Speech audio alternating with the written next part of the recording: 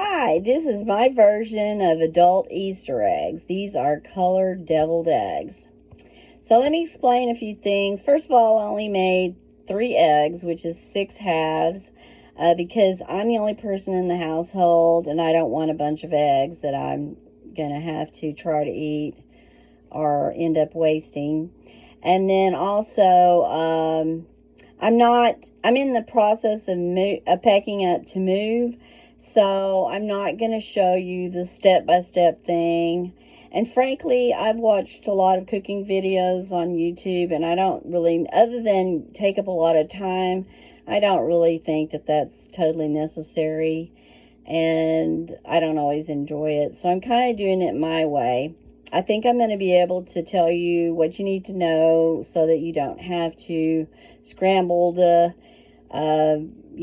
write down the recipe or anything. That's another issue. A lot of people on YouTube, here I am criticizing people, they go too fast with the recipe, and maybe they do that on purpose because they put the recipe below, but I'm not going to do that either. So, I'm just going to do it my way, and my way is I'm not going to show you all the mixing and all that. I don't have great lighting in here, and I don't really have a lot of room. I have a galley kitchen, and as I said, I'm packing things up, so it's just not convenient. I'm going to do it my way, and hopefully you'll like it, and if you don't, well, I did it my way, so remember the Frank Sinatra song, I did it my way? Elvis actually sang it too, and his version is my favorite, but anyway, I'm doing it my way. Okay, so like I said, I'm gonna explain this from start to finish as if you don't even know how to boil eggs. So be patient on that part. In my opinion, the best way to boil eggs is to put the eggs in a pan, put the pan under the faucet, fill it up to a little bit over the eggs, and then start to put it on your stove and turn on the stove. Now, some people might put the water in the pan, turn on the stove, and then put the eggs in there. The problem with that is a lot of times you'll end up cracking the eggs trying to get them into the water. And while they're still edible, they're safe to eat cracked, as long as you cook them right away. It's actually, I don't know. I'm not sure. I need to take that back. I'm not sure it's totally safe, but it's probably not a disaster. But it's better if you don't crack the eggs because they tend to, some of the white runs out and it makes the egg look unattractive. So if you want the really nice, great looking eggs, which these really aren't perfect, try not to crack the eggs. So from start turning on the stove to finish, 12 eggs should take about 20 minutes. If you cook 6 eggs, about 15 minutes will do the trick for them to be perfectly, hard boiled. So the recipe I'm going to give you is my version of deviled eggs that's just plain eggs. I'll do the colored part of it later, but I'll just explain regular deviled eggs, the way I cook regular deviled eggs first. Okay, so after I've boiled the water, I'm boiling the water, but I've cooked the eggs.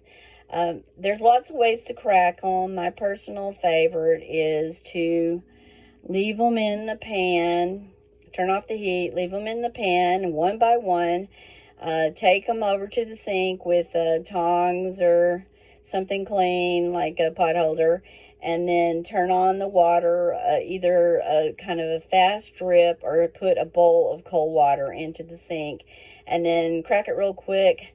And then what you're doing with the cold water is just keeping the eggs from burning your hands too much. Other people let the eggs go completely cold and then crack them. I've never found that to be the best because that membrane that's in between the shell and the eggs, it's best keeping it warm to keep it from sticking to the white. So if you keep it warm as long as you can, then they peel better. So okay, so once you've peeled them individually, you will wash them off and then put them aside. When you get them all peeled, you'll put them on a large chopping board or whatever you're going to cut them on, and you'll cut them in half. And then you'll take the yolks out of each half by putting it in a bowl. And you'll take a fork and mash them up as fine as you can. You can also do this in a food processor or a food chopper, or even a really good quality I can't think of it. Blender. Sorry, I'm older and I struggle for words every now and then. A blender. But if you do that, you're going to have to put it back in the bowl. You can't keep leaving everything in the blender, because you're going to be adding some onion and some pickle. So you will add 2 tablespoons, approximately 2 tablespoons of finely chopped onion. Sorry. And you will add 2 tablespoons, approximately, of heaping tablespoons of pickle relish or finely chopped sweet pickles. I basically use pickle relish because I think it's a better bargain, because, you know, when you buy pickles, there's gaps in the juice where there's no pickles, but when you buy relish, you know, it's solid all the way through the jar. And let me tell you another little thing. When I had a husband and my kids were little, they really liked pickles, and so a lot of times they would eat the pickles, and then I would go in there and I'd find that there were no pickles. And so if you have a jar of relish, they don't really usually eat that unless they get a spoon. So it is a way to kind of keep track of the pickles. And I don't mind my family eating the pickles. Don't get me wrong. I'm not a cheapskate or anything. It's just that a lot of times they never would tell me when they ate the jar. And so I'd go in there thinking I'm going to make deviled eggs or tuna salad or whatever, and there would be no pickles. So I really basically like to keep a relish. And it's also easier. You don't have to chop anything up. And I drain the relish a little bit. You can also use dill pickles if you want to. I'm not as fond of them. And actually right now I'm doing an almost keto. So I put some keto-friendly sweetener in this for the sweetness. And, you know, because I didn't put sweet pickles in it. But you can make them keto by either doing dill or coming up with a little bit of sweetener. So then you use about 1/4 of a cup of mayonnaise, or I just use like 2 wooden spoonfuls of mayonnaise. It's best to just kind of wing it, put in a little bit of mayonnaise. You can always add more, but once you've added too much, it's a problem. And you can use salad dressing or mayonnaise. Now these next 2 ingredients are probably going to sound a little weird. You might say yuck, you know, but please don't make the mistake of not putting them in there, because they literally make the eggs. You use about a capful of vinegar out of the cap of the bottle of white vinegar, and I just use a 9-inch tall thing of vinegar. Don't use the cap of a gallon vinegar or anything. And then you use about 1/4 of a teaspoon, or 1 decent little squirt of yellow mustard. And like I said, I'm going to repeat myself on purpose. Don't consider skipping this, because it really makes super great deviled eggs. And I've made lots and lots of deviled eggs. I've taken them to funerals, weddings, well, not weddings, but unless they were buffet style, work functions, holidays. I made them for my family. I've made thousands of deviled eggs. I've always been told it's probably the biggest compliment of my life that my deviled eggs are incredible.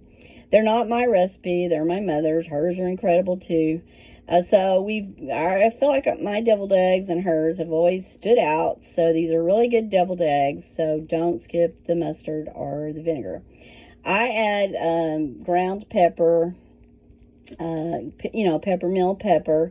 I don't add any salt, because the vinegar is not technically salty, but it adds a bit of the salt flavor. Mustard is salty, and even the relish probably has more salt than you would think. And eggs probably do too. So I don't personally add any salt, but you can if you want to. So, And then for the topping, once you scoop the mixture back into the egg yolks and get them on a nice plate, hopefully you have a deviled egg plate. I do, but I didn't use it. I sprinkle it with Hungarian paprika. That's my favorite, excuse me, that's my favorite kind of paprika.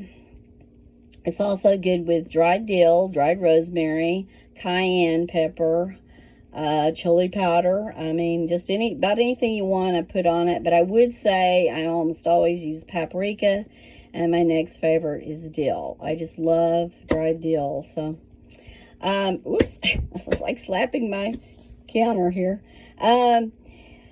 Okay, now to what makes this, the differing method of doing these from the regular, 12 deviled eggs is after I get the yolk mixture ready, I get that, my sister texted me and it distracted me. After I get the yolk mixture ready, I use a spoon and I dig out about what I think will go into each egg. I divide it into 6, in other words, and I put it in a small bowl. And then I use paste food colors to color the eggs. I use toothpicks to dip into the paste food color and put in each individual little bowl to color each little individual, yolk mixture. The reason I use paste food colors is because they last almost indefinitely. I feel like they're easier to use. Most people that do a lot of cooking that involves food colors do use paste food color. They do last a while, but they are virtually permanent. And if you don't believe me, and I don't expect you to accept everything I say, please look it up on the internet. Look up shelf life of paste food color, and it'll say virtually last forever.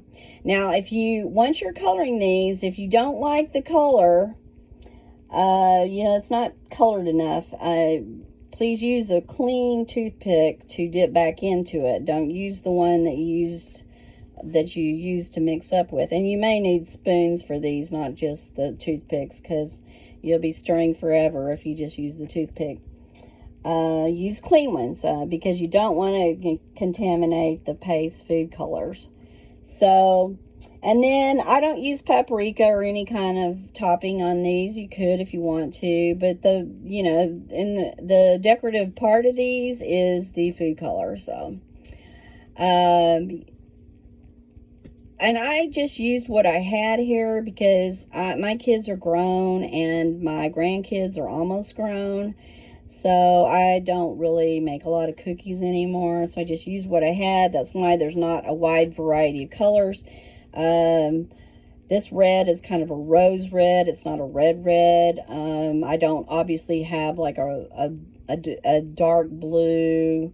I don't have yellow. I don't have purple. You need, more eggish looking colors to be prettier than what I've got.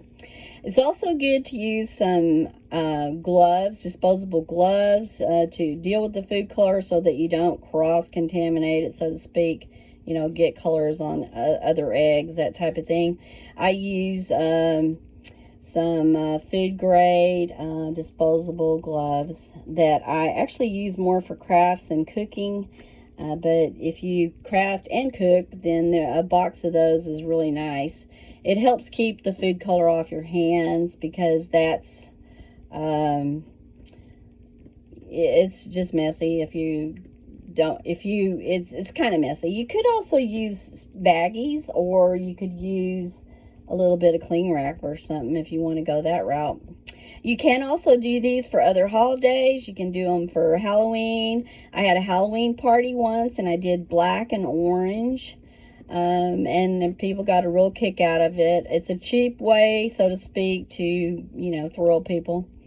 If you have any left over, and you probably will with the 12 eggs,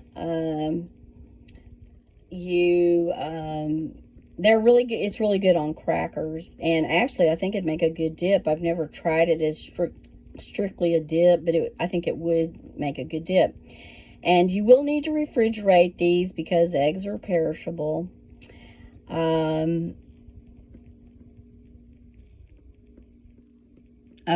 I did have a little bit of a note here. I was looking to see what I said here. I don't know. I think I said it all. All right. Well, I want to wish you, sorry for the little blip there. I'm not the best recorder just yet. I'm working on it. I talk too much and I say too much, and and I'm trying to improve my speech here. I guess I need to slow down probably. Anyway, I'd like to wish you a happy Easter. It's a wonderful holiday where we remember Christ rising from the dead. I can just imagine what it would have been like to have been there at the time that he rose. And if you go to church, I hope you have a wonderful service that's meaningful for you. And if you don't go to church and you're not religious, then I hope you have a happy Sunday. I hope you like my video, and thank you for watching. And I hope you'll try these. Or if you don't personally cook, maybe you'll share them with your sister or your cousin or somebody. But anyway, I get a real kick out of thinking of something kind of fun to do, especially if it's something that doesn't really cost a lot of money. Well, it will if you have to go buy the paste food colors, but I mean, once you have them, this kind of thing is something you can just whip up spontaneously and, just make somebody's day. Kids get a big kick out of these, and so do adults.